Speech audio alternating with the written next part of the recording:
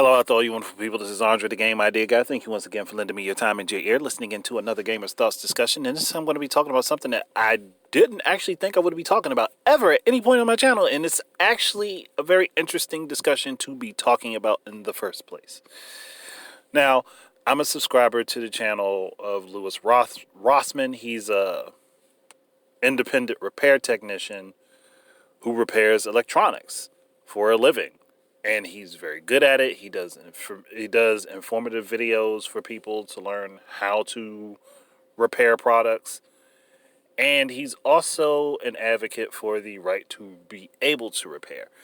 And he has videos on his channel more recently circulating with him going about to different meetings to try to get this repair bill pushed, the legislation to allow independent repair companies and firms to have information from the companies of the products to be able to fix broken products. That's really it. It's to be able to fix broken products.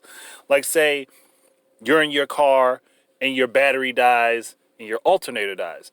You're allowed to go purchase a battery and an alternator and replace the battery and alternator in your car. You're allowed to do that, which is fine. And if you don't have the know-how, then you can take your car to a mechanic who can do it for you. That's essentially the right that they're going for, is to be able to have people be able to fix their things on their own, or have the information to be able to fix it themselves, or to be able to go to someone who knows how to fix these things and pay them to fix it without having to specifically go to the company that the product belongs to, if it's just inefficient for them, or just honestly it might cost them more money to do it that way if they're out of warranty. And I think honestly that's not bad, and I don't get why. Well, I get why companies would be against it, because here's the thing. And I've listened to some of his videos, and my gosh, the lobbyists, some of the things that they say, you get this sense that they do not understand what they are talking about. Again, I'm not a major tech guy. I'm not. But I know things like a digital lock in the system is not going to be affected by somebody replacing a broken fan. Like, I know that immediately. And it just makes me think about back when my first Xbox 360 actually died. Because I know it was an issue with the fan. The fan died, but I was still under warranty, so I sent it back to Microsoft. I mean, my turnaround was like a week and a half, 2 weeks to get my 360 back, which actually it wasn't even the 360 that I purchased. It was a refurbished one that they sent to me replacing mine, because I can tell you the disk drive in the one I originally had was much quieter than the disk drive in the one I currently have. And I know that for a fact, because that disk drive did not make any noise when I mean, it made noise, but it didn't make a lot of noise like the one I got afterwards did. But that being said, and plus the serial number on the back was completely different from the one on my actual the purchase 360. I purchased an Xbox 360 Elite. But yeah, all that aside, companies are saying, and like the ESA was one of their lobbyists came out there. They were talking about digital locks. A woman even said that the games play the console. But still, going and looking at this, no one's modifying the software by fixing the hardware. Nobody's like, that's not the purpose of a repair company. A repair company wants to get your product, fix it, be paid to fix it, and give it back to you in working condition. That's not going to somebody to modify the software and the firmware in your device so that they can run hacks on it or run pirated games. That's not the same thing. And people modify consoles all the time without repairing them, without actually disassembling them to do something. Hardware, you don't need to do hardware modifications in order to hack a system anymore. A lot of it can be done through software. And that's something that repair companies have nothing to do with. And again, it's repairing. It's not modifying. It's not changing how the device works. It's fixing something broken in it so it works the way it should. That's not the same thing.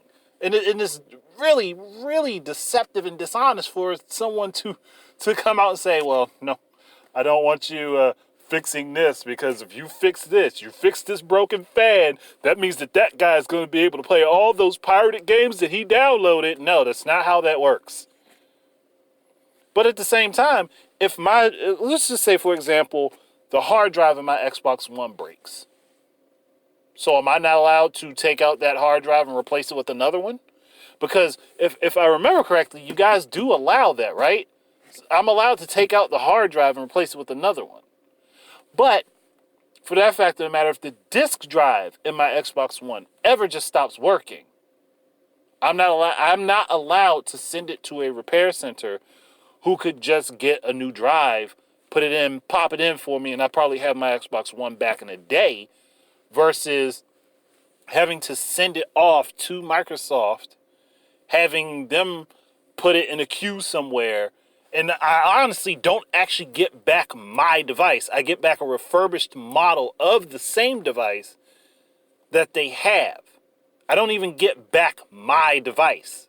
I'd get back another copy of the same device, which I would then have to actually set on my account, because I had to do this with my 360. When I got the newer one, even though I didn't send my hard drive with them, and I just put my hard drive back on top of the newer the refurbished 360 that they sent me, it didn't link to my account immediately. I had to go onto I had to go onto the Xbox website and actually re-register my account and register it to the new 360 body,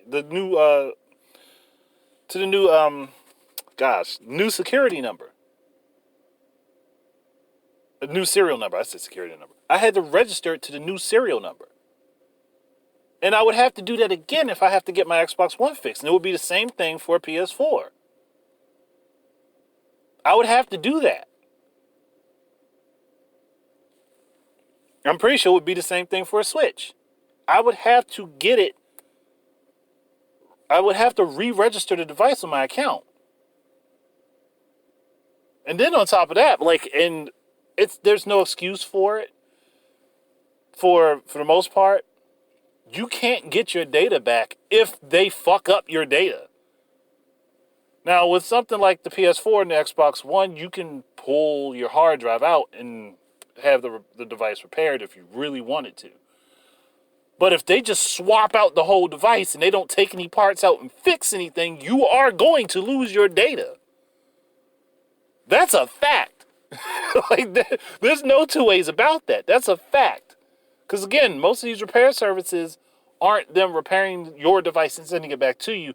It's them taking your device in and putting it in a queue, sending you back a device that's already been refurbished or fixed, that is not the original device you purchased, and then they refurbish and fix the device that you sent them.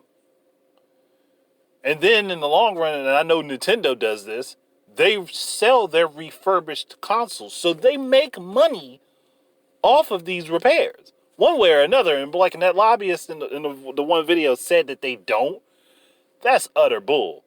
That is utter, complete trash. That's a garbage lie of a statement. They make money off of it, one way or the other. If they're sending you back refurbished models, they're making money off of it because they're making money on the repair and then possibly selling that refurbished hardware. So they make money off of it twice, one way or the other. So I don't think it's genuine or honest to say, well, we don't want you to be able to repair this because we don't want you to modify the system, because that's what they should be saying. They don't want you to modify the system. Honestly, if people are going to get their consoles modified, there's literally nothing you can do to stop them. They're going to do it. All you have to do is find a way to set it up so that your networks recognize when the hardware is modified and disable it from being able to work on your networks. That's your best defense against modified hardware. That is your best defense against modified hardware and software, is to have your network set up so it can see the modifications. It can see what's illegally being run, so you can boot people off your networks. Because then they're forced to set up their own. And if they're forced to set up their own, they have to find a way to pay for it. That would be ultimately the best way to keep people from pirating. Because keeping people from being able to repair their systems is not stopping people from pirating. That's not the same thing. That is legitimately not the same thing. And it's stupid to assume that. It is very stupid to assume that. It's even stupid to make that suggestion. And I'm not one to tell people who to go to get their stuff repaired. But if there's a local repair shop that can get me my product back within a day or two, and they can replace the parts for me, I'd rather go to them and pay the guy that's local to me, the smaller business, and help them sustain themselves and get my product back faster and actually get my product back. Over sending it off to a company who's just going, like, yeah, they'll give you another one, but at the same time, it's not the one that you bought yourself. It's not what you had originally. It's someone else's that they fixed and sent to you. So I'm of the understanding that this is a crop full of bull, and it's just stupid. It really truly is stupid. Like, there's no reason that an independent repair shop should be disallowed having schematics from the company that they can purchase from the company. The whole point of this is so people can purchase these schematics legally. So the companies would still make money off of it. There would just be competition available.